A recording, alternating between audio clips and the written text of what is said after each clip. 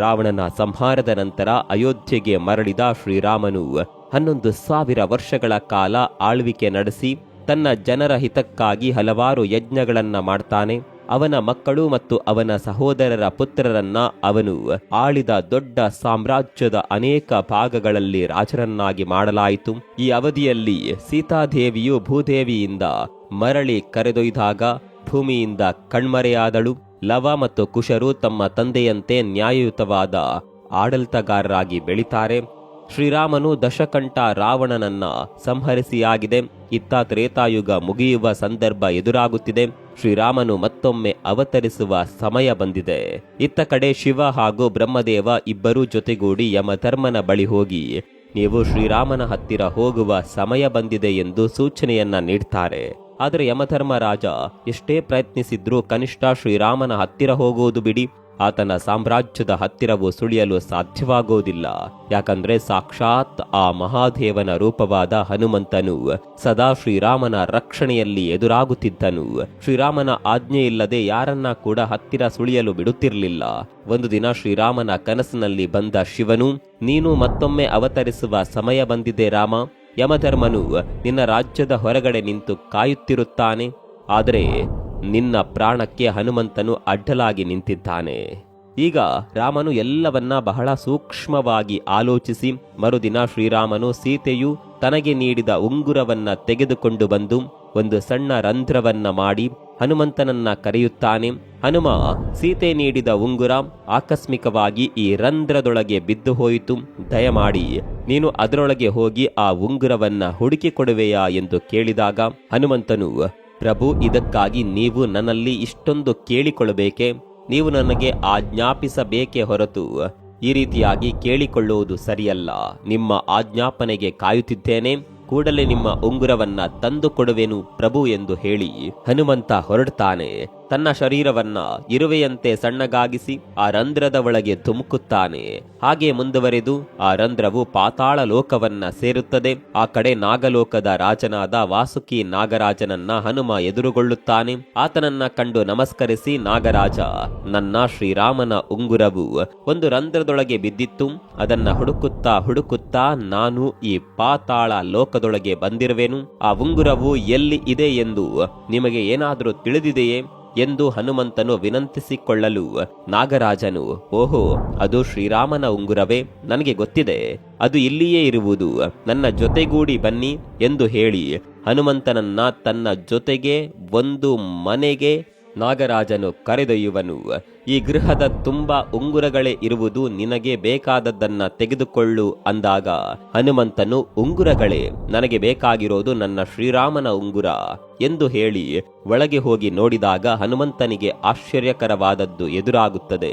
ಈ ಗೃಹದ ಒಳಗೆ ಒಂದಲ್ಲ ಎರಡಲ್ಲ, ಅಷ್ಟೇ ಯಾಕೆ ಸಾವಿರ ಅಲ್ಲ, ಲಕ್ಷ ಕೋಟಿ ಬಂಗಾರದ ಉಂಗುರಗಳು ಹೊಳೆಯುತ್ತಿರುತ್ತವೆ. ಹನುಮಂತನು ಇವುಗಳನ್ನ ನೋಡಿ ಮುಗುಳ್ನಗುತ್ತಾ, ನನಗೆ ತಿಳಿಯದೆ ನನ್ನ ಶ್ರೀರಾಮನ ಉಂಗುರ ಯಾವುದು ಎಂದು ಹೇಳುತ್ತಾ ಹುಡುಕಲು ಪ್ರಾರಂಭಿಸ್ತಾನೆ. ಇತ್ತ ಕಡೆ ಅಯೋಧ್ಯೆಯಲ್ಲಿ ಹನುಮಂತನು ಇಲ್ಲ ಎಂಬುದನ್ನ ತಿಳಿದುಕೊಂಡ ಯಮಧರ್ಮನು ಇದೇ ಸರಿಯಾದ ಸಮಯವೆಂದುಕೊಂಡು ಶ್ರೀರಾಮನ ಬಳಿ ಬ್ರಾಹ್ಮಣ ರೂಪ ಧರಿಸಿ ಹೋಗಿ, ರಾಮ, ನಿನ್ನ ಬಳಿ ಇಂದು ಬಹಳ ಮುಖ್ಯವಾದ ವಿಷಯವನ್ನ ಮಾತನಾಡೋದಿದೆ. ನಾವು ಮಾತನಾಡುವ ಸಂದರ್ಭದಲ್ಲಿ ಯಾರಾದರೂ ಮಧ್ಯದಲ್ಲಿ ಬಂದರೆ ಅವರಿಗೆ ಮರಣದಂಡನೆ ತಪ್ಪಿದ್ದಲ್ಲ ಎಂದು ಹೇಳ್ತಾನೆ. ಕೂಡಲೇ ಶ್ರೀರಾಮನು ಲಕ್ಷ್ಮಣನನ್ನ ತನ್ನ ಬಳಿಗೆ ಕರೆದು, ನಿನಗೊಂದು ಜವಾಬ್ದಾರಿಯನ್ನ ಒಪ್ಪಿಸುತ್ತಿರುವೆನು ಲಕ್ಷ್ಮಣ. ದ್ವಾರದ ಬಳಿಯೇ ನಿಂತು ಎಂತಹುದೇ ಸ್ಥಿತಿಯಲ್ಲೂ ನನ್ನ ಬಳಿಗೆ ಯಾರೂ ಕೂಡ ಬರದಂತೆ ನೋಡಿಕೊಳ್ಳಬೇಕು ಎಂದು ಆಜ್ಞಾಪಿಸುತ್ತಾನೆ. ಅಣ್ಣನ ಆಜ್ಞೆಗೆ ಒಪ್ಪಿದ ಲಕ್ಷ್ಮಣನು ದ್ವಾರದ ಬಳಿ ಕಾವಲಾಗುತ್ತಾನೆ. ಕೊಠಡಿಯ ಬಾಗಿಲು ಮುಚ್ಚಿದ ಬಳಿಕ ಒಳಗೆ ನಡೆದ ಶ್ರೀರಾಮನ ಮುಂದೆ ತನ್ನ ಅಸಲಿ ರೂಪವನ್ನ ತಾಳಿದ ಯಮಧರ್ಮರಾಯನು ಹೀಗೆ ಹೇಳುತ್ತಾನೆ, ಸ್ವಾಮಿ, ಶಿವ ಹಾಗೂ ಬ್ರಹ್ಮದೇವನ ಆಜ್ಞೆಯಂತೆ ನಾನು ನಿಮ್ಮಲ್ಲಿಗೆ ಬಂದಿರುವೆನು. ನಿಮ್ಮ ಈ ಶ್ರೀರಾಮನ ಅವತಾರದ ಕಾರ್ಯವು ಮುಗಿದಿದೆ. ಇನ್ನು ಮುಂದೆ ನೀವು ವಿಷ್ಣುವಿನ ರೂಪವನ್ನ ತಾಳಿ ವೈಕುಂಠಕ್ಕೆ ಧಾವಿಸಬೇಕು. ಅಲ್ಲಿ ಲಕ್ಷ್ಮೀದೇವಿಯು ನಿಮಗಾಗಿ ಎದುರು ನೋಡುತ್ತಿದ್ದಾರೆ ಎಂದು ಹೇಳುತ್ತಾನೆ. ಈ ಕ್ಷಣದಲ್ಲಿ ಶ್ರೀರಾಮನು ಮುಗುಳ್ನಗುತ್ತಾ ಯಮಧರ್ಮರಾಯನ ಮನವಿಗೆ ಒಪ್ಪಿಗೆಯನ್ನ ಸೂಚಿಸುತ್ತಾನೆ. ಇದೇ ಸಮಯದಲ್ಲಿ ಮಹಾಕೋಪಿಷ್ಟನಾದ ದುರ್ವಾಸ ಮುನಿಯು ಶ್ರೀರಾಮಚಂದ್ರನೊಂದಿಗೆ ಮಾತನಾಡಲೆಂದು ಅಲ್ಲಿಗೆ ಬರುತ್ತಾನೆ. ಆಗ ಲಕ್ಷ್ಮಣನು, ಸ್ವಾಮಿ, ಇಲ್ಲಿ ಶ್ರೀರಾಮನು ಏಕಾಂತವಾಗಿ ಇರಬೇಕು ಅಂತ ಆಜ್ಞಾಪಿಸುತ್ತಾನೆ. ನಿಮ್ಮನ್ನ ಈ ಕ್ಷಣದಲ್ಲಿ ಒಳಗೆ ಬಿಡಲು ಸಾಧ್ಯವಾಗುವುದಿಲ್ಲ ಎಂದು ಹೇಳಿದಾಗ ದುರ್ವಾಸ ಮುನಿಗಳು ಬಹಳ ಕೋಪದಿಂದ, ನಾನು ಅಷ್ಟೊಂದು ದೂರದಿಂದ ಶ್ರೀರಾಮನನ್ನ ನೋಡಲು ಬಂದರೆ ನನ್ನನ್ನ ಒಳಗೆ ಬಿಡದೆ ಅಡ್ಡಲಾಗಿ ನಿಂತಿರುವೆಯಾ? ಈಗ ನೀನು ನನ್ನನ್ನ ಒಳಗೆ ಬಿಡದಿದ್ದರೆ ಒಂದೇ ಕ್ಷಣದಲ್ಲಿ ಈ ಅಯೋಧ್ಯ ಸಾಮ್ರಾಜ್ಯವನ್ನೆಲ್ಲ ಸುಟ್ಟು ಬೂದಿ ಮಾಡುವೆನು ಎಂದು ಹೇಳುತ್ತಾನೆ. ಆಗ ಲಕ್ಷ್ಮಣನಿಗೆ ಏನು ಮಾಡೋದು ಅನ್ನೋದು ತೋಚದೆ, ಈಗ ಶ್ರೀರಾಮನ ಬಳಿ ನಾನು ಹೋದ್ರೆ ನನಗೆ ಮಾತ್ರವೇ ಮರಣದಂಡನೆಯಾಗುವುದು. ಒಂದು ವೇಳೆ ನಾನು ಹಾಗೆ ಮಾಡದೇ ಇದ್ದಲ್ಲಿ ಈ ದುರ್ವಾಸ ಮುನಿಗಳು ಸಂಪೂರ್ಣ ಅಯೋಧ್ಯೆಯನ್ನೇ ಬೂದಿ ಮಾಡಿ ಬಿಡುವರು ಎಂದು ಲಕ್ಷ್ಮಣ ಆಲೋಚಿಸುತ್ತಾನೆ. ಅಯೋಧ್ಯೆಯ ಪ್ರಜೆಗಳನ್ನ ಕಾಪಾಡಬೇಕೆಂಬ ದೃಷ್ಟಿಯಿಂದ ತನ್ನ ಪ್ರಾಣವನ್ನ ಕೂಡ ಲೆಕ್ಕಿಸದೆ ನೇರವಾಗಿ ಶ್ರೀರಾಮ ಇರುವಲ್ಲಿಗೆ ಹೋಗಿ ದುರ್ವಾಸ ಮುನಿಗಳು ಬಂದಿರುವರು ಎಂದು ಹೇಳುತ್ತಾನೆ. ಒಳಗೆ ಬಂದಿರುವ ಲಕ್ಷ್ಮಣನನ್ನ ನೋಡಿದ ಶ್ರೀರಾಮನು ಬಹಳ ದುಃಖತಪ್ತನಾಗುತ್ತಾನೆ. ಅಯ್ಯೋ ಲಕ್ಷ್ಮಣ, ಎಂತ ಕೆಲಸ ಮಾಡಿಬಿಟ್ಟೆ, ನಿನಗೆ ತಿಳಿದಿಲ್ಲವೇ ಒಳಗೆ ಬಂದರೆ ಯಾವ ಸ್ಥಿತಿಯನ್ನ ಅನುಭವಿಸುತ್ತೀಯ ಎಂದು? ಈಗ ನಿನ್ನನ್ನ ನಾನು ಕೊಲ್ಲದೆ ಹೋದರೆ ಮಾತಿಗೆ ತಪ್ಪಿದಂತಾಗುವುದು ಎಂದು ಶ್ರೀರಾಮನು ದುಃಖದಿಂದ ಕೊರಗುತ್ತಾನೆ. ಅಯೋಧ್ಯ ರಾಜನಾಗಿ ಪ್ರಜೆಗಳಿಗೆ ಸತ್ಕಾರ್ಯಗಳನ್ನ ಮಾಡುವ ಶ್ರೀರಾಮಚಂದ್ರನಿಗೆ ತನ್ನ ತಮ್ಮನಾದ ಲಕ್ಷ್ಮಣನಿಗೆ ತನ್ನ ಕೈಯಾರೆ ಮರಣದಂಡನೆ ನೀಡುವುದಾದ್ರೂ ಹೇಗೆ, ನಾನು ಈ ಪರಿಸ್ಥಿತಿಯನ್ನ ಎದುರಿಸುವುದಾದ್ರೂ ಹೇಗೆ ಎಂಬುದು ತೋಚದೆ ತನ್ನ ಗುರುಗಳಾದ ವಶಿಷ್ಠ ಮುನಿಯ ಮೊರೆ ಹೋಗುತ್ತಾನೆ. ಆಗ ವಶಿಷ್ಠ ಮುನಿಗಳು, ರಾಮ, ನೀನು ಲಕ್ಷ್ಮಣನನ್ನ ಕೊಲ್ಲಬೇಕೆಂದೇನಿಲ್ಲ. ಯಾವತ್ತು ನಿನ್ನ ಹತ್ತಿರವೇ ಇರುವ ಲಕ್ಷ್ಮಣನನ್ನ ನಿನ್ನಿಂದ ದೂರ ಮಾಡಿದ್ರೆ ಸಾಕು. ಅದಕ್ಕಿಂತ ದೊಡ್ಡ ಮರಣದಂಡನೆ ಆತನಿಗೆ ಬೇರೊಂದಿಲ್ಲ. ಲಕ್ಷ್ಮಣನನ್ನ ಈ ಕೂಡಲೇ ಅಯೋಧ್ಯ ರಾಜ್ಯದಿಂದ ಬಹಿಷ್ಕಾರ ಮಾಡು ಎಂದು ಹೇಳುತ್ತಾರೆ. ಅಂತೆಯೇ ಶ್ರೀರಾಮನು ಲಕ್ಷ್ಮಣನ ಬಳಿ ಈ ರೀತಿ ಹೇಳಿದಾಗ ಲಕ್ಷ್ಮಣನು, ಅಣ್ಣ, ನಿನ್ನಿಂದ ದೂರವಾಗಿ ಬದುಕೋದಕ್ಕಿಂತ ಸಾವೇ ಮೇಲು ಎಂದು ಹೇಳಿ ಸರಯೂ ನದಿಯಲ್ಲಿ ಜಲಸಮಾಧಿಯಾಗುತ್ತಾನೆ. ಇದನ್ನ ನೋಡಿದ ಲಕ್ಷ್ಮಣನ ಮಡದಿಯಾದ ಊರ್ಮಿಳಾ ದೇವಿ ಕೂಡ ಅದೇ ಸರಾಯು ನದಿಯಲ್ಲಿ ಜಲಸಮಾಧಿಯಾಗುತ್ತಾಳೆ. ಈ ಎರಡು ಮರಣಗಳನ್ನ ಕಂಡ ಶ್ರೀರಾಮನು ದುಃಖ ನೋವಿನಿಂದ ಒದ್ದಾಡುತ್ತಾ ನಾನು ಕೂಡ ಜಲಸಮಾಧಿಯಾಗುವೆನು ಎಂದು ದೃಢ ಸಂಕಲ್ಪ ಮಾಡಿ ಸರಯೂ ನದಿ ತಟದಲ್ಲಿ ಬಂದು ನಿಲ್ಲುತ್ತಾನೆ. ಇದೇ ಸಂದರ್ಭದಲ್ಲಿ ಪಾತಾಳ ಲೋಕದಲ್ಲಿ ಹನುಮಂತನು ಉಂಗುರವನ್ನ ಹುಡುಕಿ ಹುಡುಕಿ ಸುಸ್ತಾಗಿರುತ್ತಾನೆ. ಯಾವ ಉಂಗುರವನ್ನ ನೋಡಿದರೂ ತನ್ನ ರಾಮನ ಉಂಗುರದಂತೆ ಗೋಚರಿಸುತ್ತದೆ. ಹೇ ನಾಗರಾಜ, ಯಾವ ಉಂಗುರವನ್ನ ನೋಡಿದ್ರೂ ನನ್ನ ರಾಮನ ಉಂಗುರದಂತೆ ಕಾಣುತ್ತದೆ. ಅಸಲಿಗೆ ಇಷ್ಟೊಂದು ಉಂಗುರಗಳು ಇಲ್ಲಿ ಹೇಗೆ ಬಂದವು ಎಂದು ವಾಸುಕಿಯನ್ನ ಕೇಳ್ತಾನೆ. ಆಗ ನಾಗರಾಜನು ಎಲ್ಲವನ್ನ ಸಂಪೂರ್ಣವಾಗಿ ವಿವರಿಸ್ತಾನೆ. ತ್ರೇತಾಯುಗದಲ್ಲಿ ವಿಷ್ಣುವಿನ ರೂಪದಲ್ಲಿ ರಾಮನು ಜನಿಸ್ತಾನೆ. ಯಾವಾಗ ಒಂದು ಚಿನ್ನದ ಉಂಗುರವು ಪಾತಾಳ ಲೋಕದಲ್ಲಿ ಕಳೆದು ಹೋಗುತ್ತದೆಯೋ ಆಗ ಅದನ್ನ ಹುಡುಕಿಕೊಂಡು ಒಬ್ಬ ವಾನರ ಬರುತ್ತಾನೆ. ಆಗ ಭೂಮಿ ಮೇಲೆ ಇದ್ದ ಶ್ರೀರಾಮನು ಅಸ್ತಮಿಸುತ್ತಾನೆ. ಅಲ್ಲಿಗೆ ತ್ರೇತಾಯುಗದ ಅಂತ್ಯವಾಗುತ್ತದೆ. ಹನುಮ, ಇಲ್ಲಿ ಇಷ್ಟೊಂದು ಉಂಗುರಗಳಿವೆ ಎಂದರೆ ಇಷ್ಟು ಬಾರಿ ಶ್ರೀರಾಮನು ತನ್ನ ಜೀವನವನ್ನ ಅಂತ್ಯಗೊಳಿಸಿರುತ್ತಾನೆ. ಅಷ್ಟೊಂದು ತ್ರೇತಾಯುಗಗಳು ಮುಗ್ದಿದೆ ಅಂತ ಅರ್ಥ. ಜೀವನ ಎಂಬುದು ಒಂದು ಚಕ್ರದಂತೆ ಹನುಮ. ಒಂದು ಯುಗ ಚಕ್ರವು ಮುಗ್ದಿದೆ ಅಂದರೆ ಹೊಸದಾದ ಮತ್ತೊಂದು ಯುಗ ಚಕ್ರವು ಶುರುವಾಗುವುದು ಎಂದರ್ಥ.